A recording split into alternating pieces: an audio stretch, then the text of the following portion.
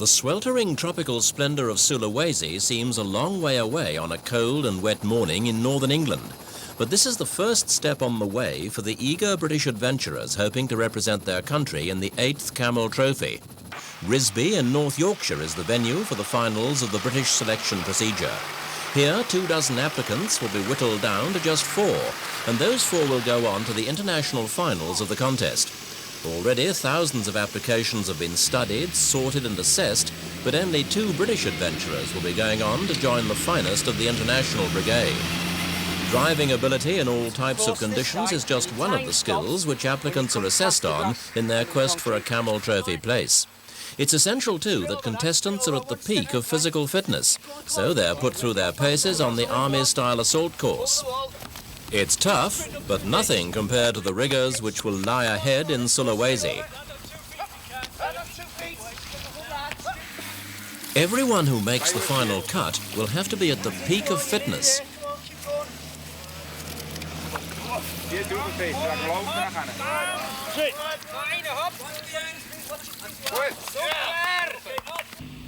A 5-mile run in the freezing cold will seem like a mere stroll once they've sampled some of the delights of the trophy proper.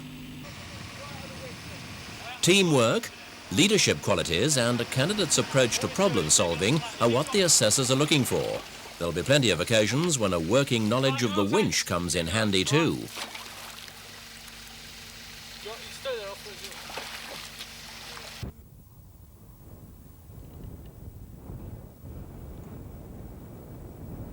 Eastnor Castle in Herefordshire is the testing and training ground for Land Rover and an ideal setting for the finals of the international selection procedure.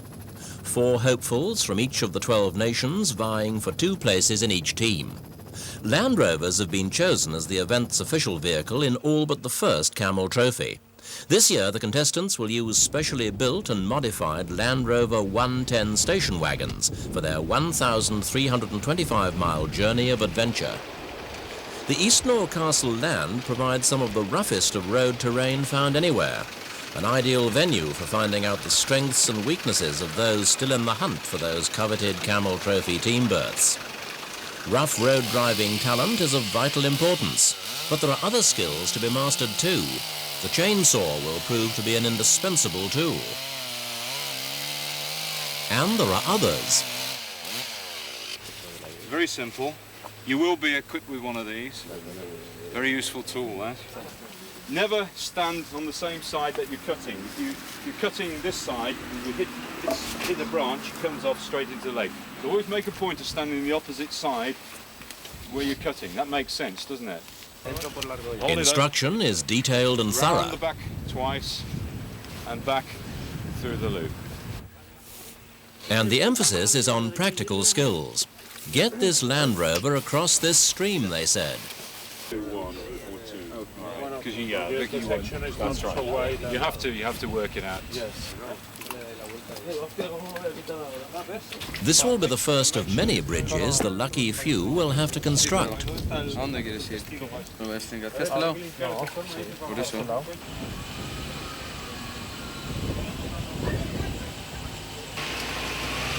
The acid test. Intense concentration from the man giving the instructions is matched only by that of the fellow in the driving seat. Stream crossings will become routine during the trophy itself, but for now it's easy does it. This year there's a new format to the Camel Trophy. 2 days of special tasks will be followed by an 8-day adventure trail through 1,325 miles of rough, tough Sulawesi terrain, then 2 more days of special tasks. The versatility of the Land Rover 110 makes it the ideal Camel Trophy workhorse. The 85 brake horsepower turbocharged diesel engine seems able to cope with anything the trophy organisers can dish out at Eastnor with ease. It's just as well. There's a lot worse to come in Sulawesi.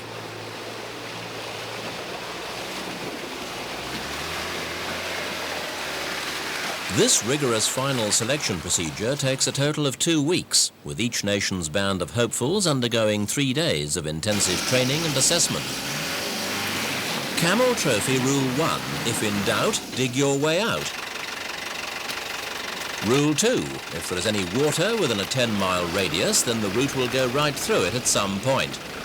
Eventually, the selectors make their final choice of the 24 men who will fly halfway around the world to take part in one of the last great adventures, the 1988 Camel Trophy. Manado Airport, Sulawesi, and the team set foot on the Indonesian island for the first time. The adventure is about to begin. The fierce-looking but friendly natives are out in force to celebrate the arrival of the Camel Trophy on their soil with a traditional dance of welcome. But the festivities are short-lived for the participants. There's no time to lose in loading up the vehicles for the journey ahead. These boots are made for walking, but they'll be doing their share of driving too over the next 12 days. The Land Rovers are in pristine condition now, but they'll have to soak up a lot of punishment in the days ahead, so everything is checked, double-checked, and then checked again. Survival equipment and provisions are carefully stashed and stowed away. Fresh drinking water is transferred into sterile jerry cans. Each contestant adds those little personal touches to the vehicle that will be his home for the best part of the next 2 weeks.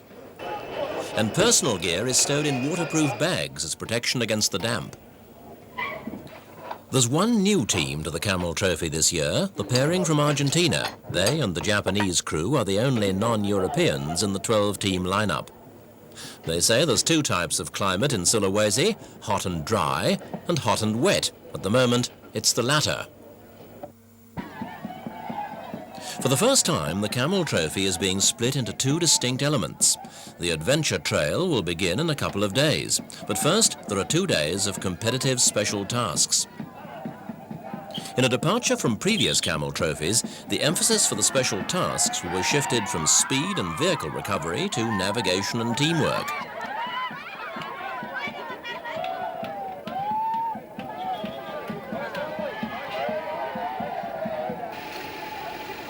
The locals give the trophy teamsters a rousing send-off.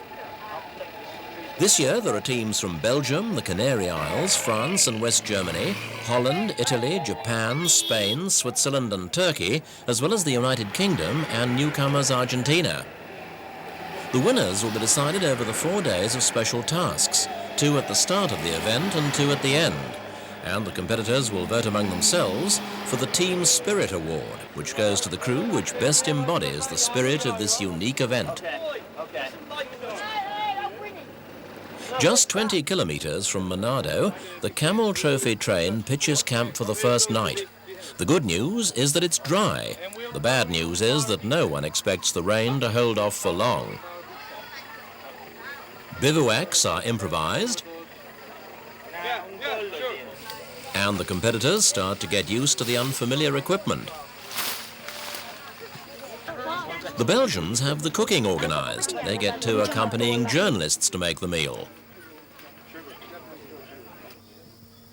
Dawn on day 1 of the Camel Trophy proper, the first day of competition, will see 2 special tasks. The first, 13 kilometers long, the second, a grueling 38. This is where all the preparation and training will begin to pay off, but it is still very much a giant step into the unknown.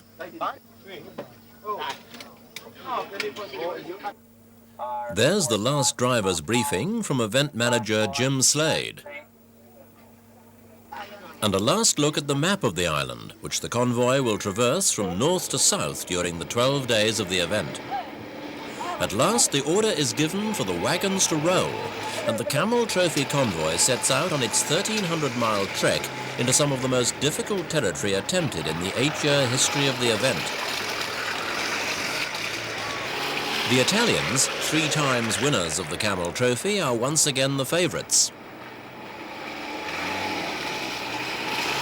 And the Argentinians, first-timers this year, are hoping for a trouble-free Camel Trophy debut.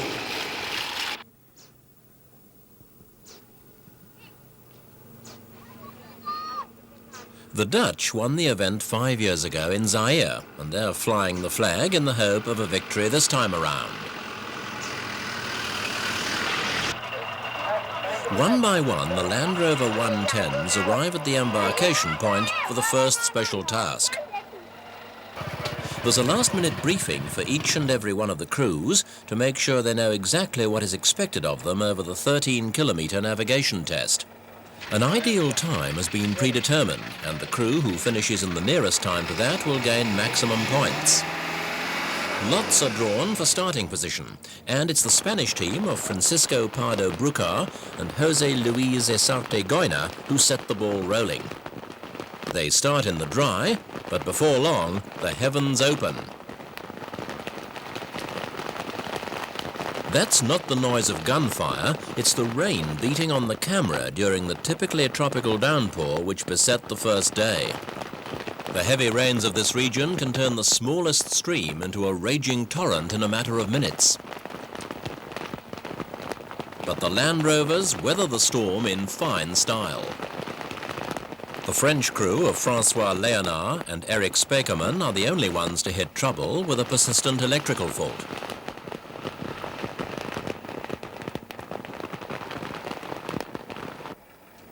The Turkish team have never won the Camel Trophy, but this year Galip Gürel and Ali Davici have high hopes of changing all that. The Turks stamped their authority on the first special stage by taking just 19 seconds longer than the standard time to complete the course.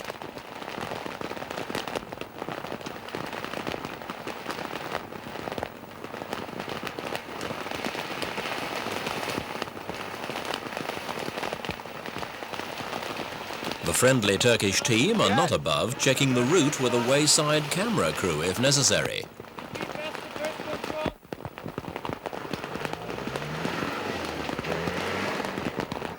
The Belgians, Marc Bulls and Yves de Bebeur, sum up the general attitude to the first day of competition. There's still a long, long way to go.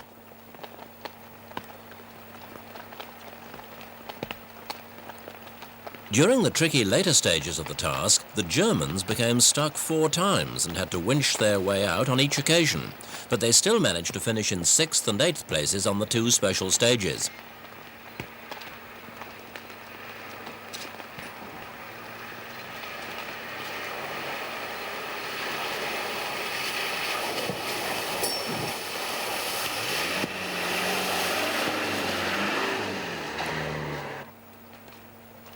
Bucking like a galleon in a heavy sea, the British team of policeman Jim Benson and contractor Mark Day.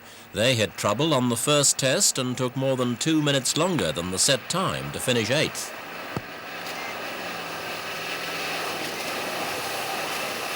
It was the same story in the second task, where the duo collected their second 8th placing. The Japanese, another team who have never managed to win the event, were also in trouble. They were 7th in the first task, but slumped to 10th best in the second test.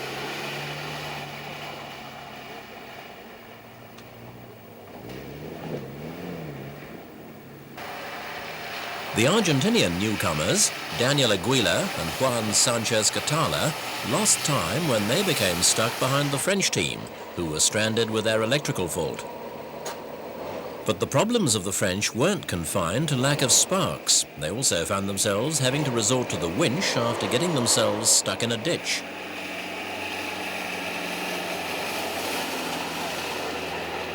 Their troubles put them firmly last, the only group without a single point after the first 2 tasks.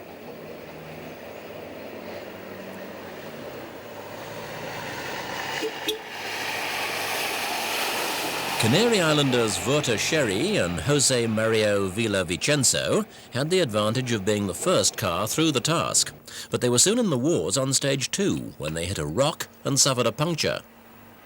The rains came and went throughout the day, turning the track into a muddy morass.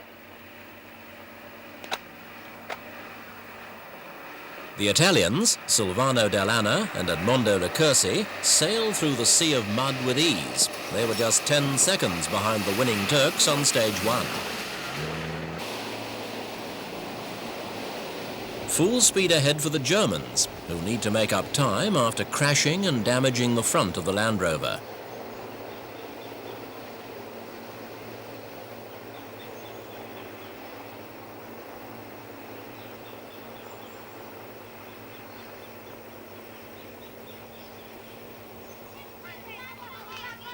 At the end of day one, most competitors were glad to see their new base camp appear out of the gloom of the gathering dusk.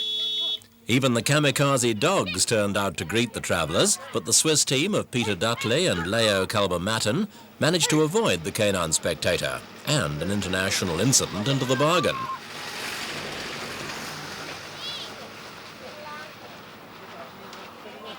The Brits make it back as night begins to fall, but there'll be little sleep for the Camel Trophyists. They'll have to burn the midnight oil to make sure their battered machinery is in tip-top condition for the next day's specials. Check-in time for Mark Day and his teammate Jim Benson, and they slot into their place in the overall order. Everything okay back there? You haven't crossed any of the stationary stuff? After two stages, Turkey lead with 27 points, following a win and a second place so far. Italy holds second spot on 20 points, with Holland third on 16 and Switzerland fourth, 1 point behind.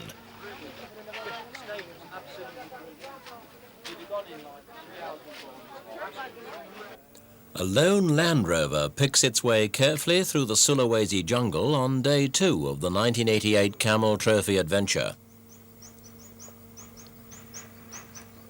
For many, the night merged into day without any hint of rest.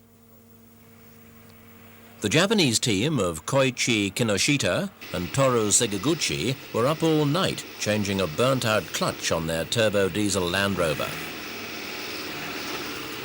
Italians Delana and Lecursi lead a two-team Camel Trophy convoy.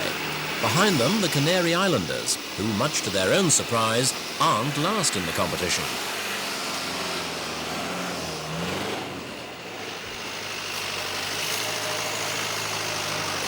The tracks and trails are deeply rutted, but this is a main road around these parts.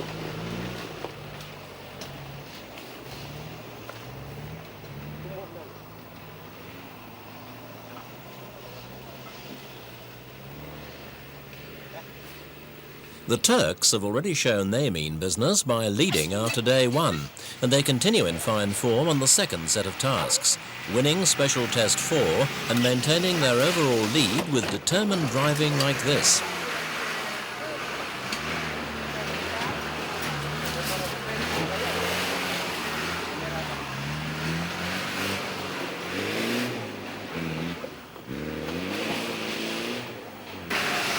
The Dutch will lose time when they stop to help the Turkish team out of a spot of bother, but they still finish both tasks third best to go second equal overall.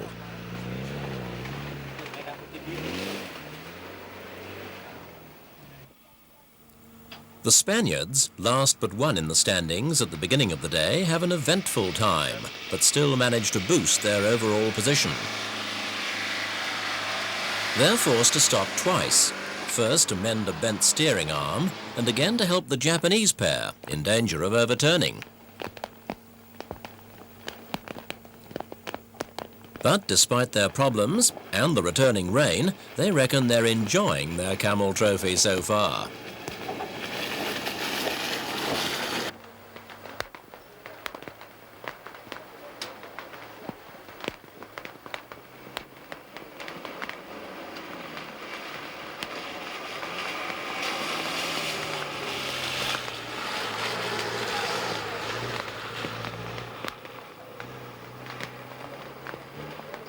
Japan look a little the worse for their small unscheduled excursion, which left them in front of only the Germans at the end of the special task of 42 kilometers.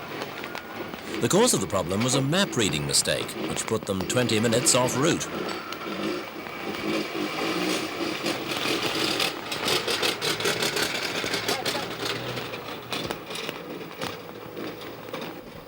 The Turks once again are forging through.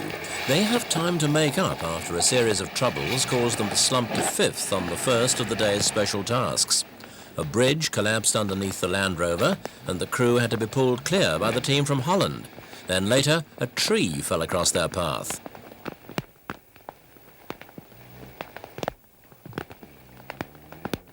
Belgians Mark Boels and Yves de Bebeur had a great day, 4th and 2nd places in the specials, but they're still a long way down overall thanks to a lackluster performance on day 1.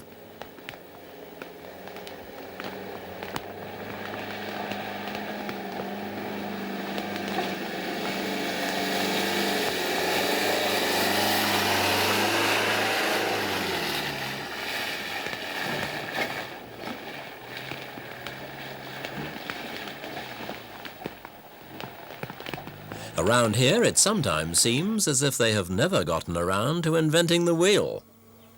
Prepare for a close encounter between two cultures, centuries apart in technological development.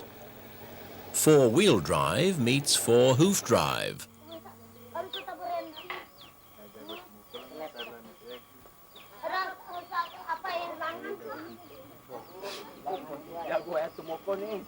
There's no winner, each goes on its own way quite content.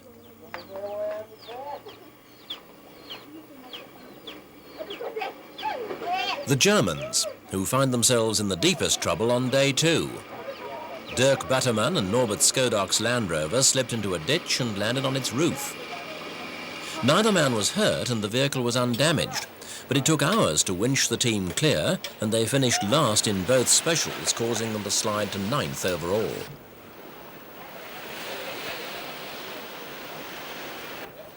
Turkey are still in front overall, with Holland 2nd and Italy 3rd. And the Turks prove that they're more than just good drivers and navigators. One of the team members is dentist Galip Gurel, and he's called upon to improvise when a journalist breaks a tooth. Beware, it's not a pretty sight, but it is very effective.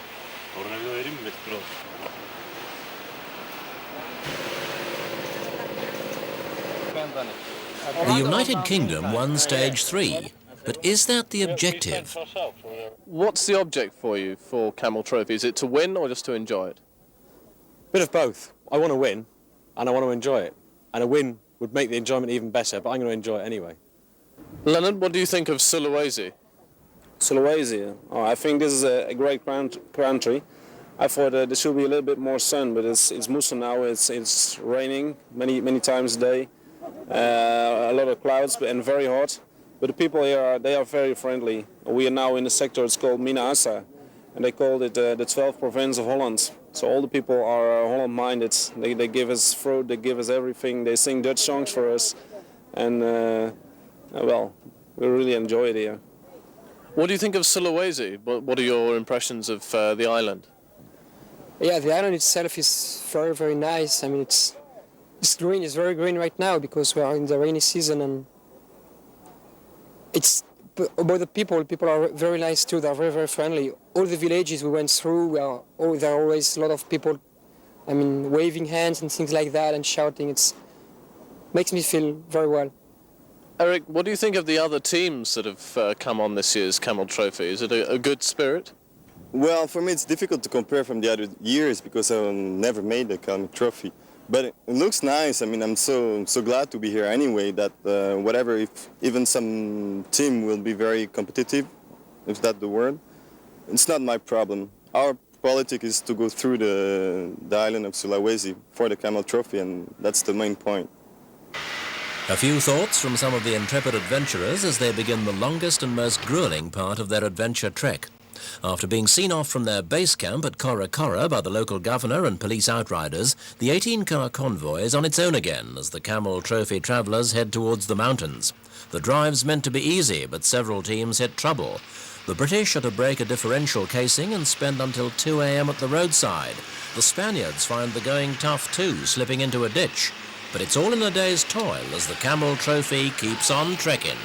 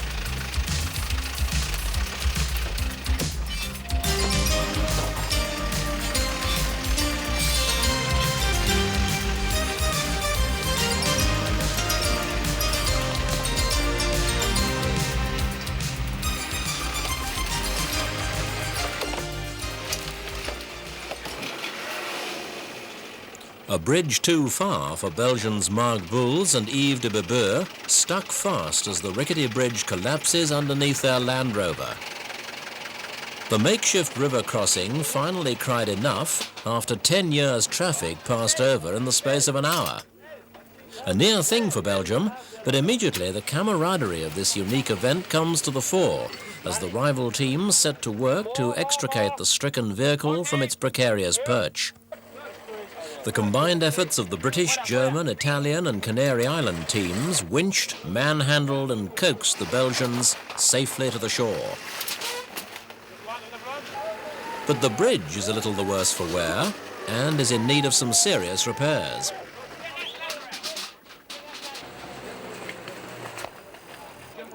With the aid of winched brute force, a lot of ingenuity and some international but unmistakable sign language, the crossing is repaired.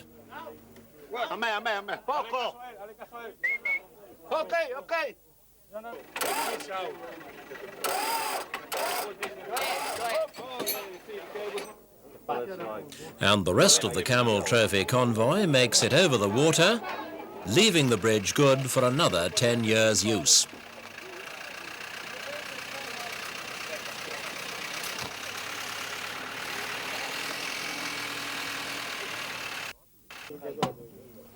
One of the most modern forms of transport meets one of the oldest and least sophisticated as the teams top up with fuel before they tackle the mountain pass that leads to the lost coast of Sulawesi. There are no petrol pumps out here, so the barrels of diesel have to be brought in by bullock cart, the region's most common method of haulage. There's time for a quick dip for Argentinians Daniel Aguila and Juan Catala. You can see the mountains up behind us here. What are your thoughts on that? I think we have to work today, and I think also we'll see some very good natural life, maybe animals, maybe monkeys. I think will be the best part of the travel. With temperatures up around 100 degrees, the cool waters provide a welcome refuge from the sweltering heat. There's time for a wash and brush up, a self-powered shower, time to plan the route, and quench that raging thirst. In preparation for the assault on the mountains. Are you looking forward to the big climb over the mountain? Yep, that's it. Just getting ready. First thing to do, just get clean, because we don't know what we'll find over there. Alone against the emerald green landscape of the Sulawesi jungle, a single Land Rover powers its way up the mountain track. In the background, the sound of a chainsaw, a sound that would split the silence many times in the next few days as the Camel Trophy blazes along the trail from Tamini to Tinabogan, the first vehicles to attempt the trip in 6 months. The rains of the winter have caused mudslides and landslips which make the track impassable in places, but the biggest problem is fallen trees. All that training months ago and half a world away at Eastnor Castle will now pay off as the crews work together to reopen the route. If it's not the buzz of chainsaws, it's the thud of hand axes which reverberates around the still mountains. Brute force and teamwork is the answer most of the time.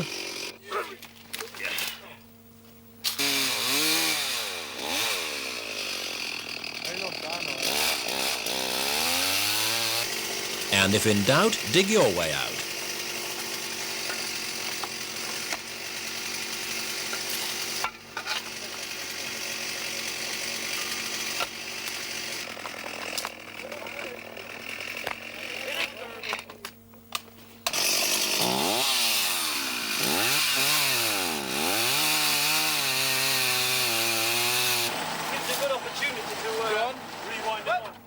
Sawing, cutting and digging and winching eventually pay off, and the Camel Trophy road gang forge a route through.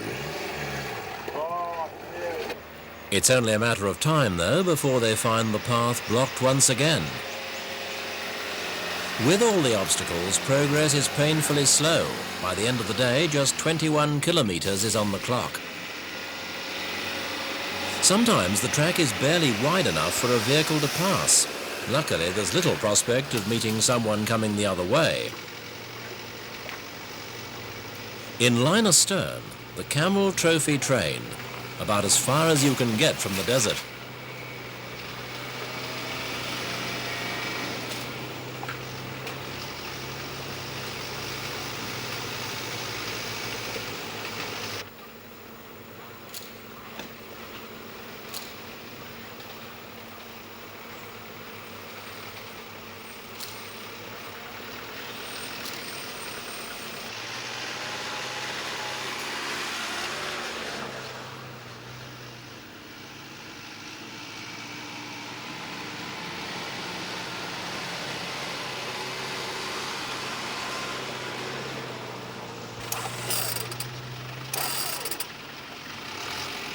Japan's Kinoshita and Sekiguchi well and truly stuck in a rut. But the power of the Land Rover's trusty winch gets them on the road again.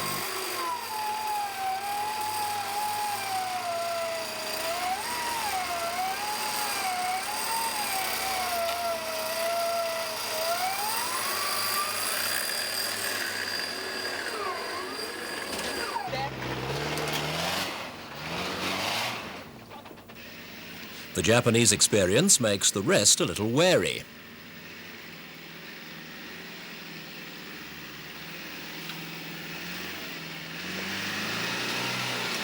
Sometimes when a tree has fallen right across the trail, there's nothing for it.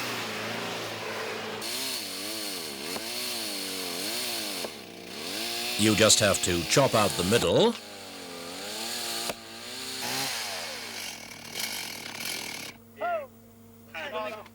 roll away the offending section,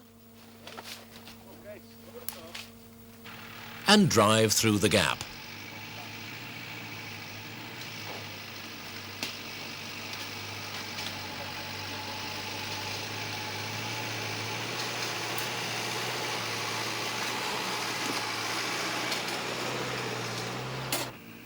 The French pairing of Léonard and Spijkerman are the trailblazers this time, but sometimes the right route isn't as straightforward as it might seem. Occasionally, you have to go backwards to advance.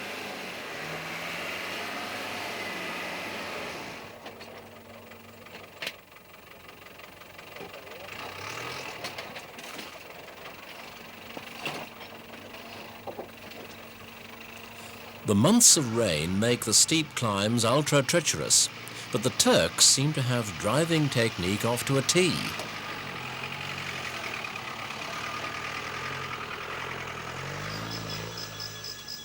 Nightfall brings relief from the swarms of mosquitoes which have plagued the adventurers throughout the heat of the daytime.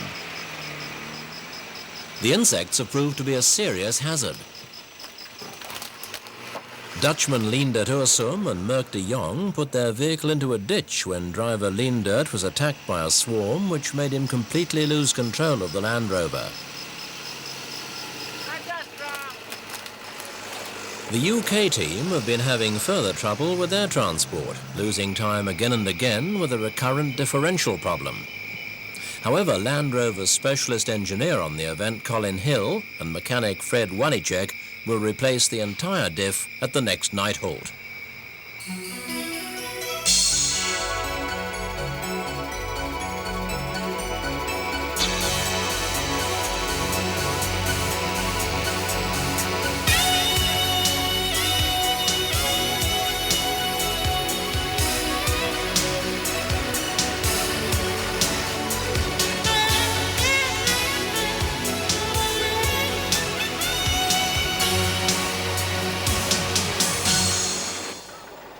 At last, the weary and travel-stained Camel Trophy travellers make camp for the night, most too exhausted for anything but welcome sleep.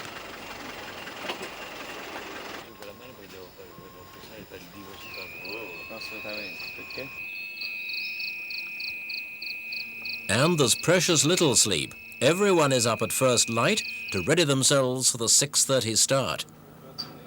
There's just time for a quick vehicle check, and a sip or two of refreshment, Time to tie up a few loose ends and grab a bit of breakfast. Some are better at waking up than others. But eventually, everyone is on the road again, if you can call it a road.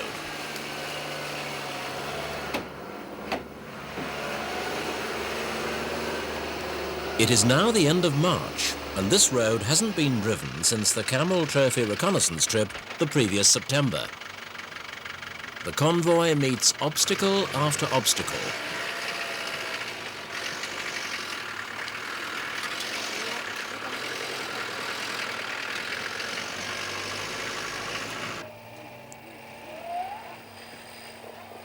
Matters are made worse for the Belgians when their vehicle develops a gearbox fault which has to be fixed at the trackside.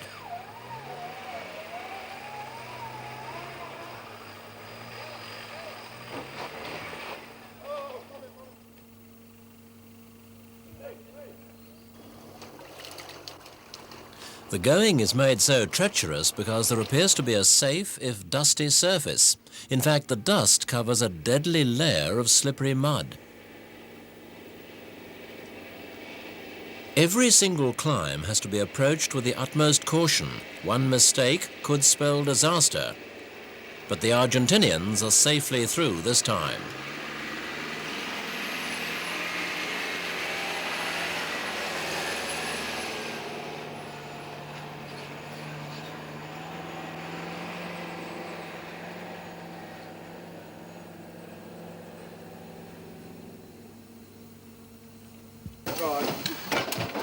Then the biggest obstacle so far.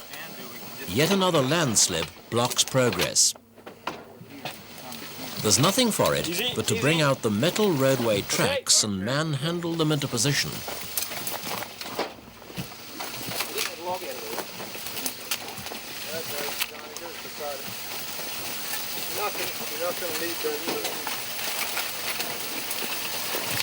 You want to rig it up? Drop it in the hole.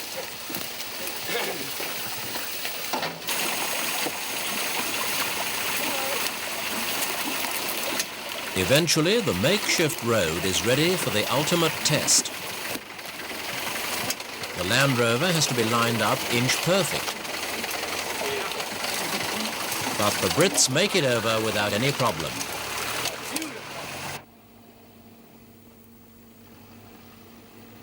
The teams are now more than 1,500 metres above sea level on the pass between Mount Tomini and Basago, and on the whole, they're glad of the altitude, which brings cooler air and fewer mosquitoes. The Japanese get a bit too close for comfort, but there's no harm done this time.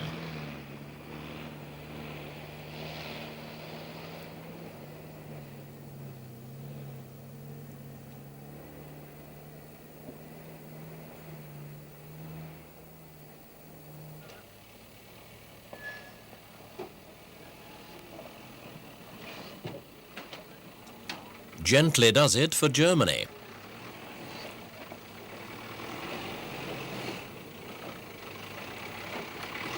But there's a traffic jam up ahead as the convoy is halted by a massive tree root blocking the way.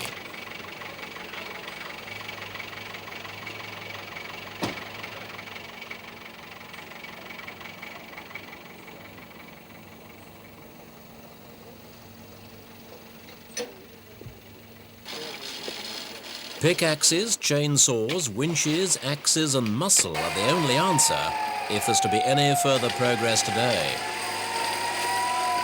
Inch by inch, the gigantic root is levered and coaxed out of the way, before the teams eventually heave it over the side and send it plunging down the ravine.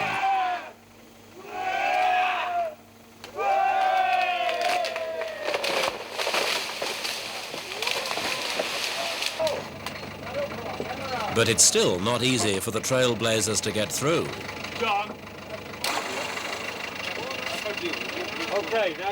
But they get by with a little help from their friends. The true spirit of the Camel Trophy wins through again. While the British and Swiss teams go on ahead to try and prepare the route, the others set about repairing the ravages of the winter. There are more holes to fill in and more trees to fell before the show is back on the road at last. In 14 hours, they have completed just 54 kilometres. On the way, 31 trees have been cut and the winches have been in action 16 times. All the classic Camel Trophy elements within a single day. Well, in some parts it was very hard, in some other ones it wasn't that much, but we have to stop for a long time because we are a long caravan and then we have to wait for the rest of the companions. So for one vehicle, 2, 3, 4, 5 vehicles will be all right, but for the 18 vehicles it's kind of a slow down everything, you know. Which part do you think was the most difficult? Well, as far as work, it was when that landslide that we have to dig all the way for the vehicles, you know. Cutting trees, and that's not that difficult. In some other parts it was kind of tricky. It wasn't that much work, but you have to use your mind more than your hands, you know. What sort of preparation have the Spanish team done for this sort of work? Well, I think we've been mostly prepared for this, than for the special task that we made a couple of days ago. You know, we haven't been using so much the Torah trip and the calculators and watches and so much. We feel like this is more adventure than a chrono type of action, you know. So we've been training for this, for winching and showering and digging, everything. So Camel Trophy has lived up to expectations for you? So far, yeah.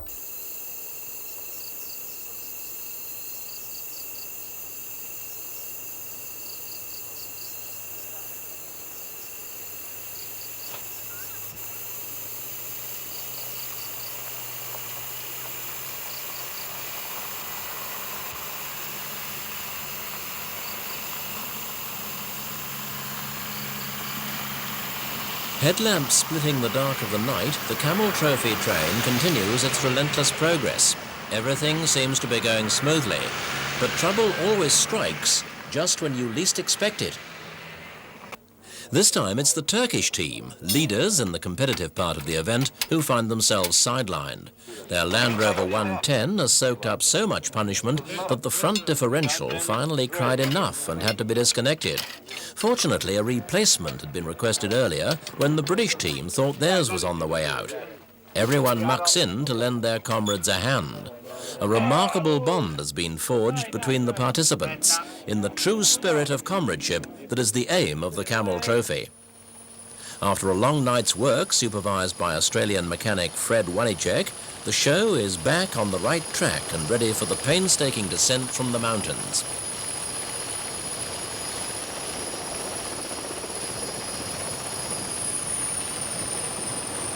The event helicopter, called into action to fly in parts for the stricken Turks, keeps an eye on the trekkers as they wind through the hairpin turns of the muddy mountain track.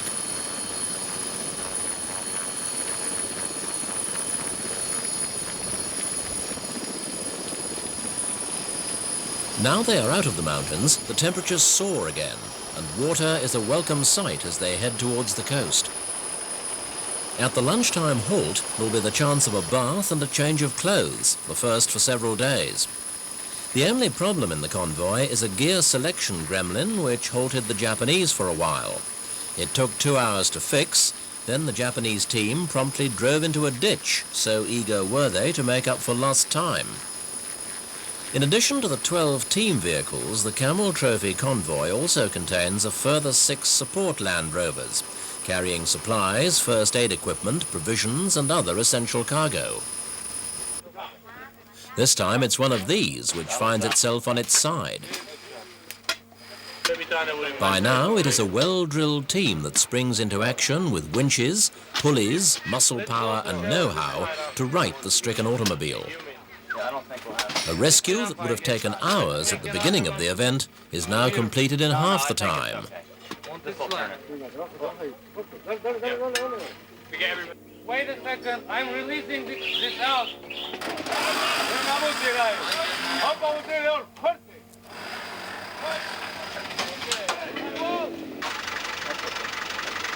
And the Camel Trophy travellers continue on their way.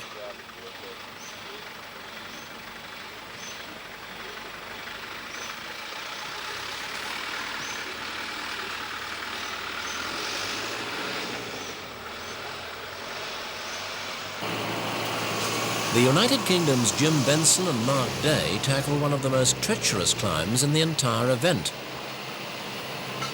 Despite the absence of rain in this area, the steep track is still dangerous, clinging to the mountainside. Further up the trail, the edges are crumbling, and there's barely room for a Land Rover 110 to pass. However, by now, the driving skills of the participants have been honed to perfection, and this time there are no mishaps. Little do the Brits know that there is drama in store further up the mountain.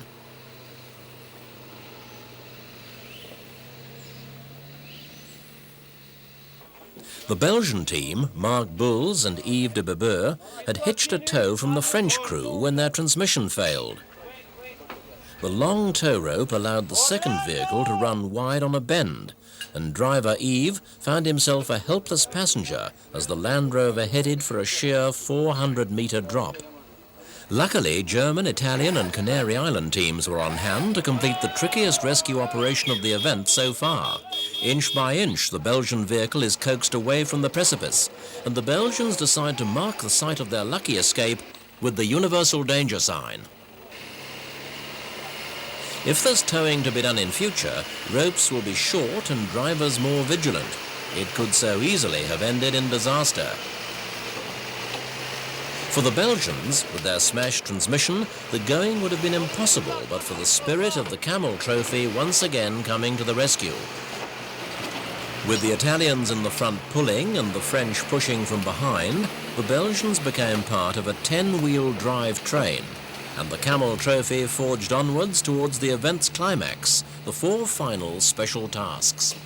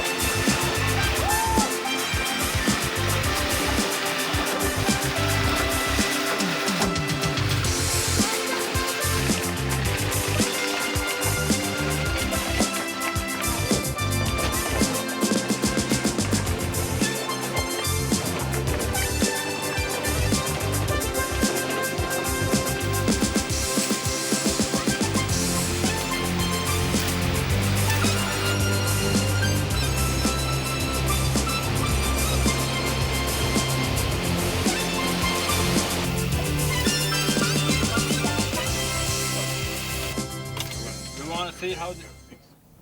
Nangala, and the first real respite in the entire event. The 36-hour break gives the teams time to make good their vehicles and do all those repairs there has been no time for in the last hectic days. Navigational equipment comes in for particular attention as the contestants get themselves back into a competitive frame of mind for the final 2 days of special tasks.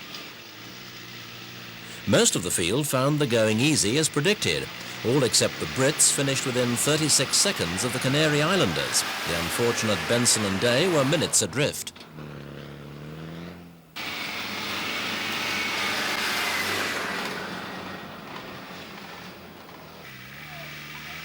The Belgians look as if they mean business as they send a wayward chicken scurrying for safety.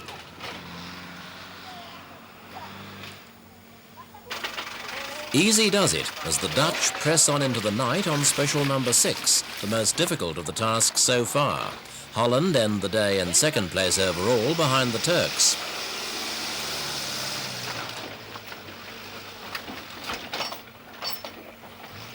Italy are 9th on the test, after stopping to repair a couple of collapsed bridges which barred their progress. That drops them to 4th overall behind the Turks, Holland and Switzerland.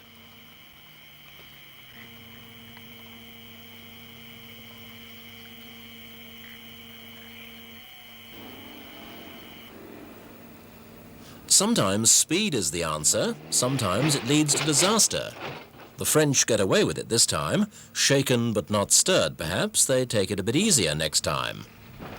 Extra speed is unlikely to do any good. The French are last overall. Going into the final day of the event, the Turks are so far ahead they just need to cruise through the final 2 tasks to win. It's heavy going after days of torrential rain as Silvano Dell'Anna and Edmondo Licursi discover. They find themselves in trouble yards behind Argentinians Daniel Aguila and Juan Catala, who are already stuck fast. Argentina lost 3/4 of an hour getting free, but the Italians are more fortunate and are stuck for just 15 minutes. Meanwhile, the Belgian team are busy winning the stage with a perfect time.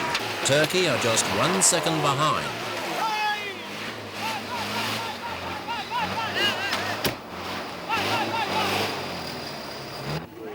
Switzerland's Peter Dudley and Leo Kalbermatten finished last after their Land Rover ended up on its side.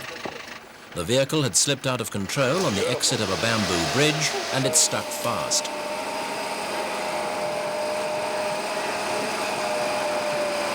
While help arrived, the Swiss team made sure they repaired the bridge using a spare tyre and a sand ladder. And they waved fellow competitors on so that no one would lose out on their special task time. Another example of the Camel Trophy spirit shining through. The Swiss will equal 6th overall at the end with Japan.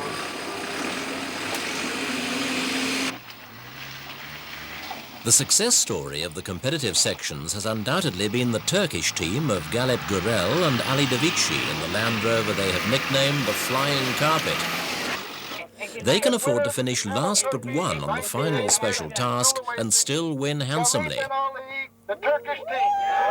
To the cheers of their fellow contestants, the Turks are crowned the Camel Trophy conquerors for 1988. Belgium finished second, just 2 points clear of their Benelux neighbours Holland, with the Italians 4th. The other major Camel Trophy award is the Team Spirit Prize. The winners are chosen by a vote of all the competitors, and the British team of Jim Benson and Mark Day top the poll as the best examples of the Camel Trophy camaraderie. Well done. The winning ball is from Terry Harriman. Congratulations from Chris Drew, event director. Congratulations. As the Turks indulge in a champagne-spraying celebration to mark the end of their adventure of a lifetime, the organisers are already looking ahead to the Camel Trophy 1989. For the 10th anniversary trophy, they're planning a trip back to where it all started, Amazonica in Brazil.